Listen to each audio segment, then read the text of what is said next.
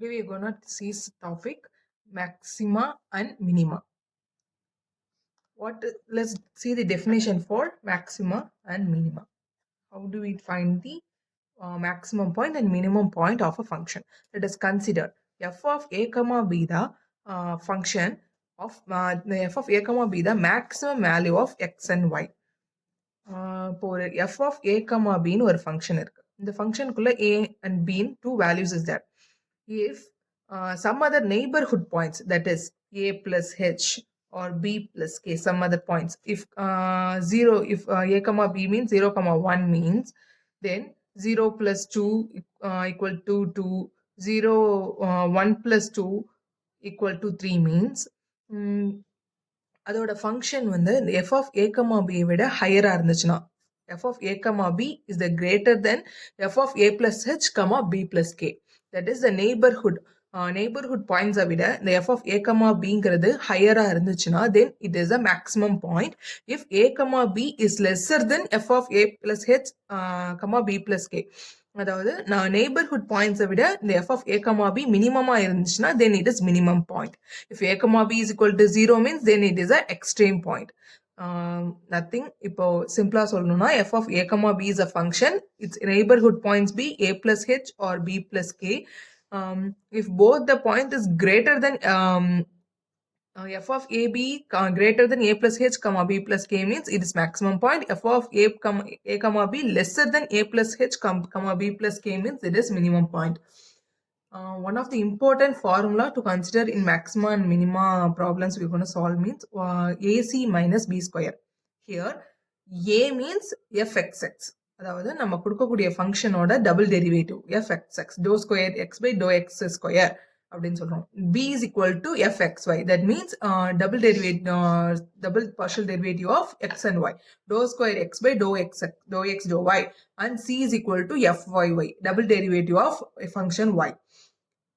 If a greater than 0, ac minus b square greater than 0, அதாவது fxx greater than 0, then ac minus b square, இதான் நம்மளுடைய maxima and minima கான formula. ac minus b square greater than 0 இருந்துச்சுன்னா then it is a minimum point. We have four cases in this maxima and minima to define what is the maximum value and to find out the minimum value.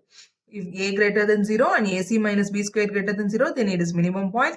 Then a lesser than 0 and ac minus b square greater than 0, then it is a maximum point. For both minimum and maximum point, ac minus b square value must be greater than 0. It differs based only on the a value, that is fxx value. Then the third case is ac minus b square lesser than 0. ac minus b square lesser than 0 இருக்கும்போது there is no extreme value. அங்க எந்த extreme valueமே இருக்காது. Neither maximum nor minimum. That point is said to be saddle point. In case 4, ac minus b square equal to 0. In this case is doubtful. We have to investigate further. These are the four cases we have to remember while finding maxima and minimum points. Now let's go to the steps of the maxima and minima syntax. என்னென்ன steps use பண்ணி நம்ம இப்ப கண்டுபிடிக்க போறோம். In step 1, நம்மளுக்கு என்ன function கொடுத்துருவோம், f of a comma b sum f of x comma y ஏதோ சம்திங் நம்மளுக்கு ஒரு ஃபங்க்ஷன் கொடுத்துருக்காங்க. இந்த ஃபங்க்ஷனோட fx, fy, fxx, fxy and fyy, first derivative, second derivatives, இது எல்லாமே கண்டுபிடிக்கும். We have to find fx, fy, fxx, fxy and fyy.